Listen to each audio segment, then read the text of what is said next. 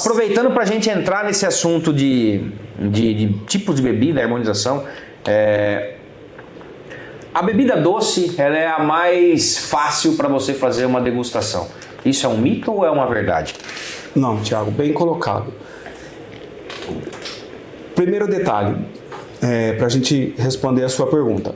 O Arthur posicionou bem, só quero reforçar ainda e frisar essa importância. Não se avalia. Antes a gente dividir, dar um passozinho e dividir assim. Como é que se chega na ideia de se fazer uma harmonização? Como é que se chega nessa ideia? Eu preciso decompor os elementos para os quais eu pretendo harmonizar. Esse é o trabalho do sommelier, o nosso trabalho, o trabalho do dia a dia.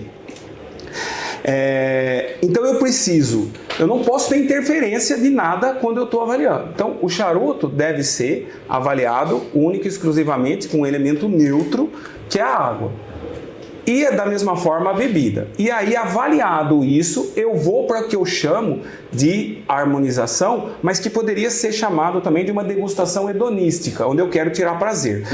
Um sommelier faz uma degustação técnica, que é avaliar, mediante todos esses critérios de análise sensorial, a bebida e todos esses critérios de análise sensorial do charuto, pelo que ele consegue detectar, pela capacidade dele, pelo desenvolvimento dele como profissional, ele vai fazer essas sugestões amparado nesses 4 pontos. Isso que você colocou não é um mito. Não é um mito. A bebida doce tende a ser mais fácil. Voltando lá no comecinho da análise sensorial, porque é um sabor que é o primeiro que eu tive contato e que é mais fácil eu aceitar. Além disso, a gente poderia dizer assim, que os receptores do amargo e os receptores do açúcar não são o mesmo, mas são de certa forma concorrentes. O açúcar apaga um pouco do amargo. Então, quando eu vou colocar uma substância mais adocicada, eu vou mitigar ou exaurir a percepção da substância amarga. Só que é preciso tomar cuidado, porque uma harmonização preza pelo equilíbrio.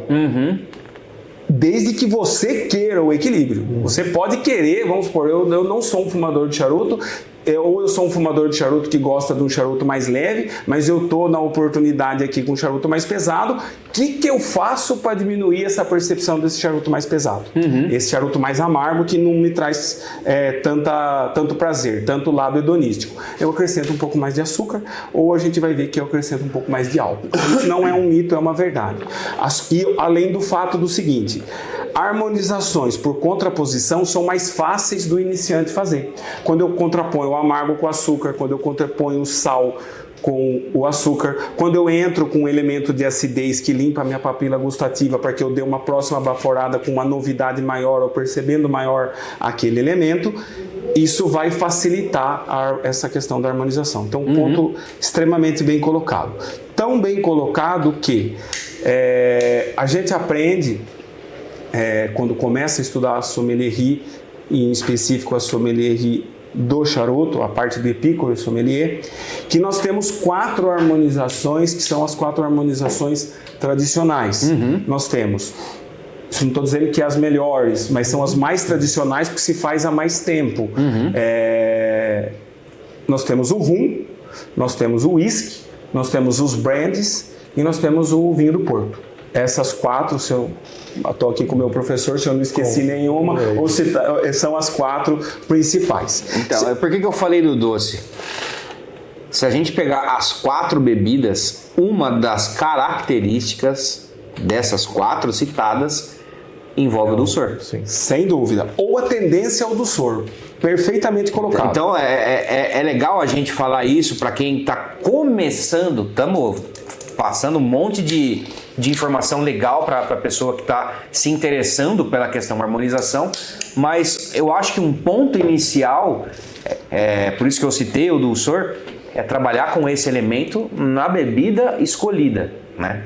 Então, essas 4 bebidas citadas aqui, por ter essa característica de dulçor, ela vai fazer bem para essa degustação, eu acho que é um ponto inicial para qualquer pessoa que pensa em harmonização, né? Sem dúvida. As 4 bebidas, elas têm ou um dulçor notório, que é o caso do vinho do Porto, pela quantidade de açúcar que ele tem, e também todos os vinhos doces. Eu estou falando dessas 4, porque são as 4 que a gente tem como tradicionais, mas nós temos também as outras 3 que, apesar de não ter açúcar, ou percentuais muito baixos de açúcar, sim, eles têm uma tendência ao dulçor, e a gente vai explicar um pouquinho delas. Então, vamos falar talvez a que seja mais comum do pessoal harmonizar aí, que seria com uísque.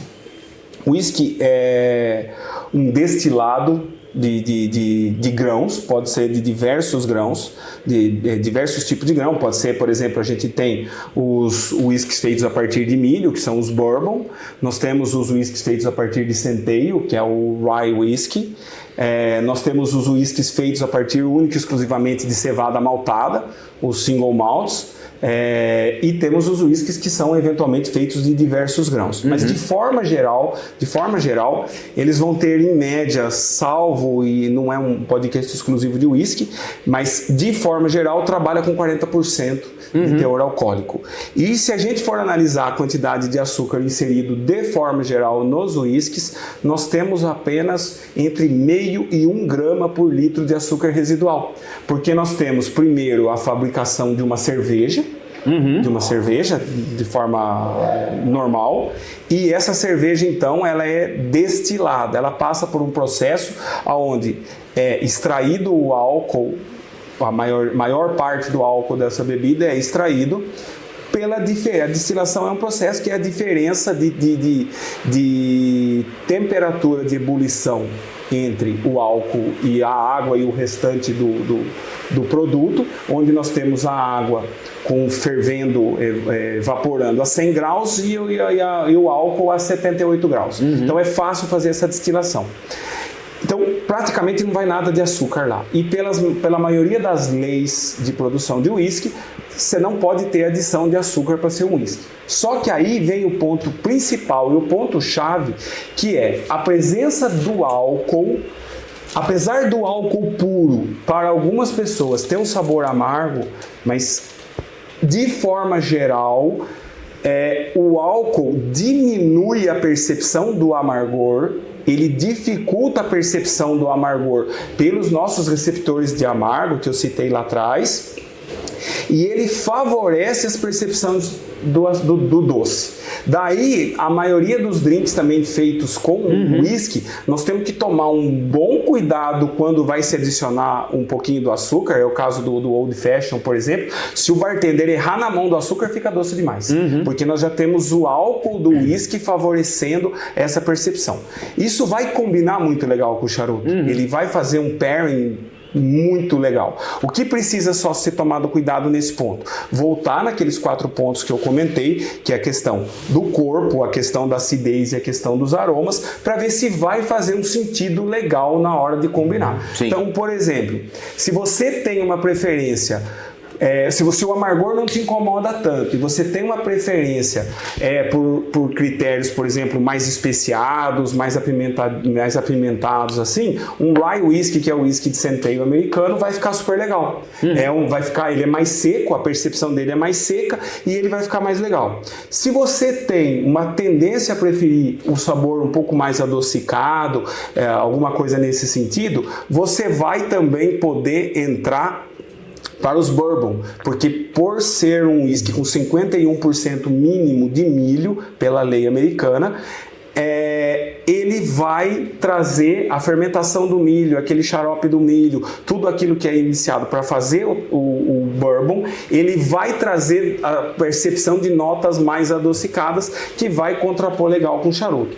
Tudo nisso nós vamos ter que levar em consideração o quê? O corpo do charuto, ou seja, a fortaleza do charuto e os aromas que eu consigo perceber nesse charuto para combinar. Para quem é iniciante, pode experimentar dentro dos uísques da Grã-Bretanha, os irlandeses, porque são triplamente destilados. Então, são triplamente destilados, você tem um menos aporte, ou seja, um carregamento menor de sabores que estão vindo